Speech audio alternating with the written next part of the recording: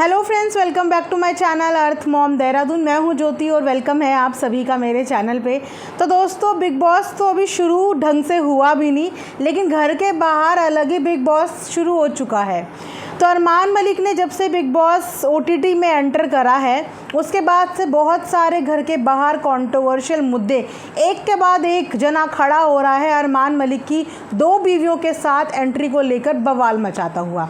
तो वहीं पे मैंने अभी देखा रिसेंटली कि दीपिका, जो कि तहलका प्रैंक्स की वाइफ हैं, जिनके हस्बैंड खुद बिग बॉस लास्ट ईयर के पार्टिसिपेंट रह चुके हैं, और कैसे उनकी बिग बॉस के अंदर एंट्री हुई ये भी किसी से छुपा हुआ नहीं है कि किस तरीके से तहलका प्रैंक और अरमान मलिक ने एक प्रैंक कंट्रोवर्सी करी थी, प्री प्लान्ड कंट्रोवर्सी, जिस कंट्रोवर्सी के बाद अरमान और तहलका दोनों को ही बिग बॉस की तरफ से अप्रोच किया गया।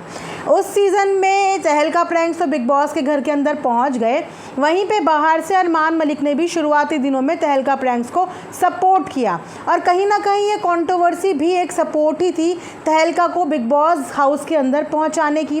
तो अब बोलते हैं ना कि अगर आपने किसी की मदद करी है तो उसके बदले में आप भी मदद तो एक्सपेक्ट करते हैं। जैसे ही अरमान घर के अंदर पहुंचे हैं, उनके जो बाहर के दुश्मन हैं, यानी कि ताज़े दुश्मन, या ये बोलिए कि दोस्त के रूप में जो दुश्मन थे, उनके सही चेहरे सामने आ रहे हैं। तो मुझे बात ये बुरी नहीं लगी कि दीपिका जी ने क्या बोला, मुझे बात ये बुरी लगी कि दीपिका जी ने ये चीज़ें अब क्यों बोली। क्या बिग बॉस के अंदर पहली बार दीपिका ने अरमान को उनकी 2 बीवियों के साथ देखा था? क्या इससे पहले दीपिका ने कभी भी अरमान की 2 बीवियों को उनके साथ नहीं देखा? क्या आज से पहले कभी भी ये जो दीपिका जी हैं, जिन्हें पायल बहुत बेबस, लाचार और बहुत ज़्यादा सिंपैथी पायल के साथ ये दिखा रही हैं, इससे पहले क्या इन्हें पायल के ऊपर कोई सिंपैथी नहीं आई थी?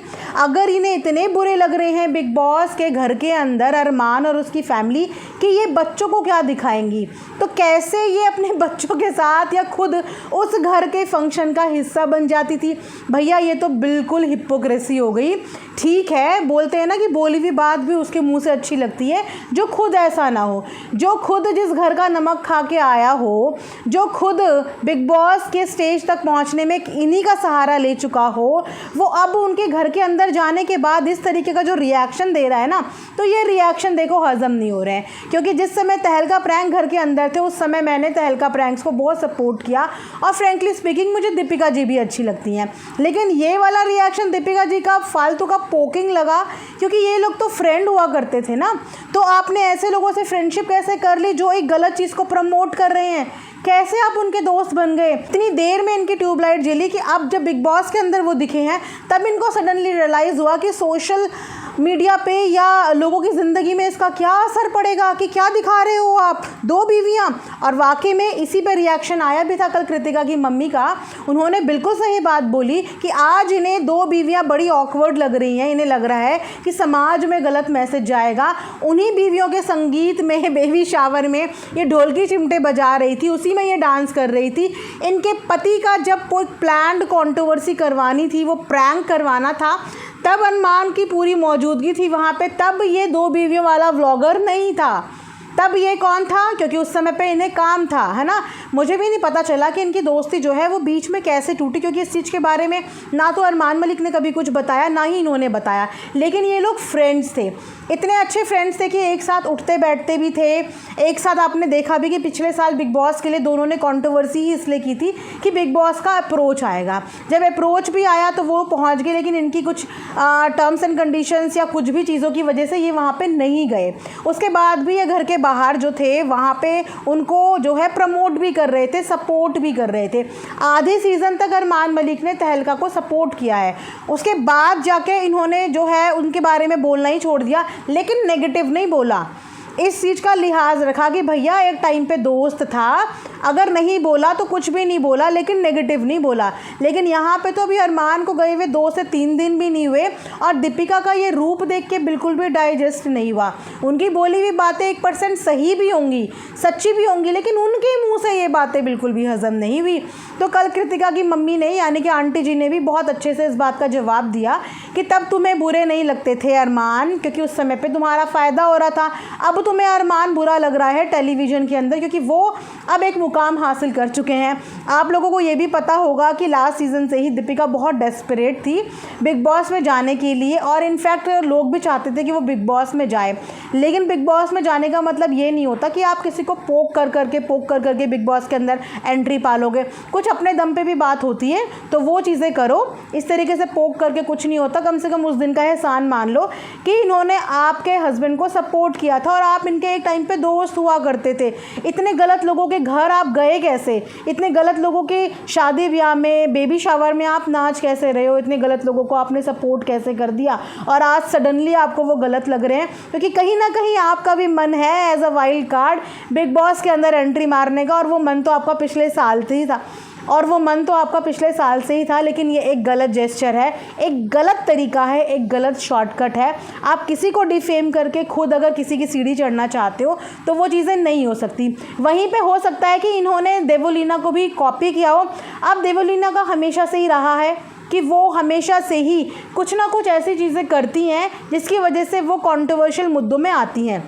वो हमेशा हर बिग बॉस के सीज़न में किसी ना किसी के लिए लंबे लंबे चौड़े चौड़े पोस्ट करती हैं, किसी ना किसी को टारगेट करती हैं। तो उन्होंने भी अभी 4-5 दिन पहले एक बहुत बड़ा पोस्ट किया था ट्विटर में, जहाँ पे उन्होंने ये 2 मैरिजेस वाला जो कॉन्सेप्ट है, सेम यही चीज़ है कि क्या आप दिखा रहे हो, कितनी गंदगी आप दिखा रहे हो चैनल के अंदर। तो ये वही सेलिब्रिटीज़ हैं, ये जो खुद पास सीज़न में बिग बॉस का हिस्सा बन चुके हैं, और बिग बॉस के हर सीज़न में कंट्रोवर्शियल लोग ही आए हैं बेटा, गुंडे तक यहाँ पे आए हैं। मतलब कौन कौन किस किस वैरायटी के लोग यहाँ पे नहीं आए, लेकिन उनके टाइम पे किसी की ज़ुबान नहीं खुली।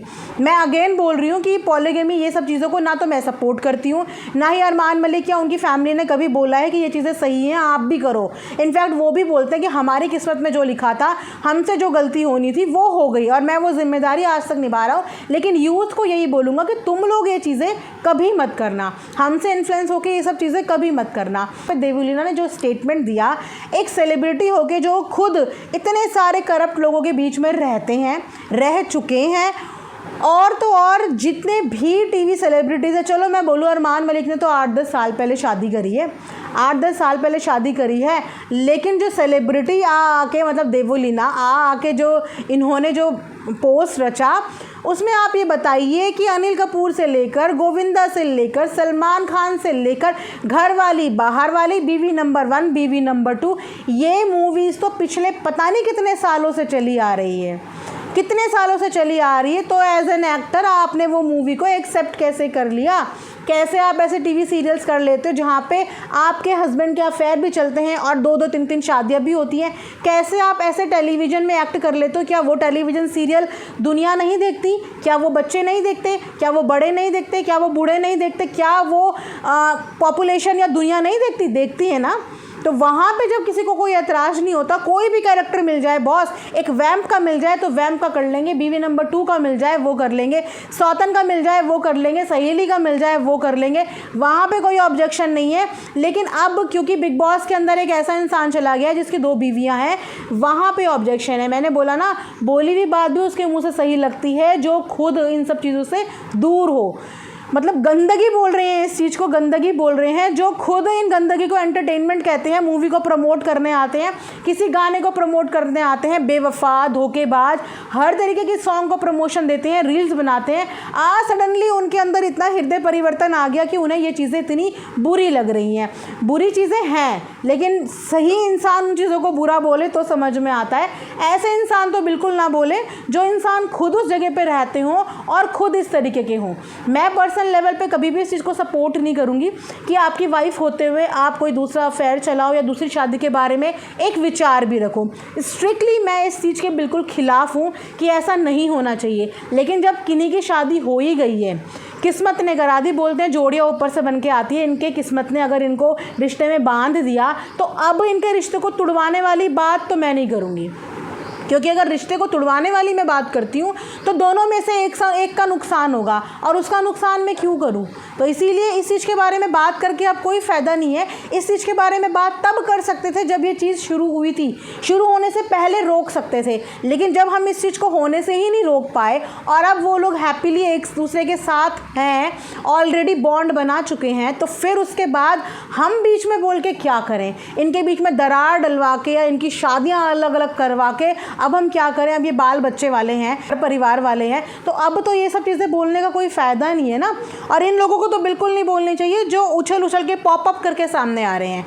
बोलने वाले इंसान हो तो वो लोग बोलो जिन्होंने ये चीज़ें ना करी हो या जिनके लिए ये चीज़ें बिल्कुल गलत हो, लेकिन जो खुद इन सब चीज़ों का स्वाद चख चुके हैं डायरेक्टली इनडायरेक्टली, वो लोग तो प्लीज़ अब आके ना बोलिए, क्योंकि अगर वो लोग बोलेंगे तो यहाँ से फिर रिएक्शन और रिव्यूज़ भी मिलेंगे भैया, है ना। जो सही है वो सही है, जो गलत है वो गलत है, जो जैसा बोलेगा वो वैसा सुनेगा भी। तो ये था मेरा एक रिएक्शन। अगेन आप लोग कमेंट सेक्शन में मुझे तो ये मत लिखना कि मैं इन सब चीज़ों को प्रमोट कर रही हूँ, बिल्कुल नहीं। मैंने नहीं बोला कि 2 शादियाँ करें, मैंने नहीं बोला कि 2 बीवियाँ रखें, मैंने सिर्फ ये बोला है कि जो पहले दोस्त बनते थे वो अचानक से दुश्मन बन गए हैं, अगेन अपने ही लालच के लिए, और दोस्त बने थे वो भी अपने ही लालच के लिए। तो इन दोनों ने जो स्टेटमेंट दी है, इन दोनों की स्टेटमेंट मुझे कतई जस्टिफाई नहीं लगी है। बाकी कोई और बोलता तो शायद ना मैं रिएक्शन देती ना मैं रिव्यू देती, लेकिन इन दोनों ने बोला है तो दोनों का बोला हुआ मुझे बिल्कुल भी पचा नहीं है। आप लोग भी कमेंट सेक्शन में बताना कि आप लोगों को क्या लगता है। मिलेंगे नेक्स्ट वीडियो में, तब तक अपना ध्यान रखिए। Thanks for watching earth mom Dehradun.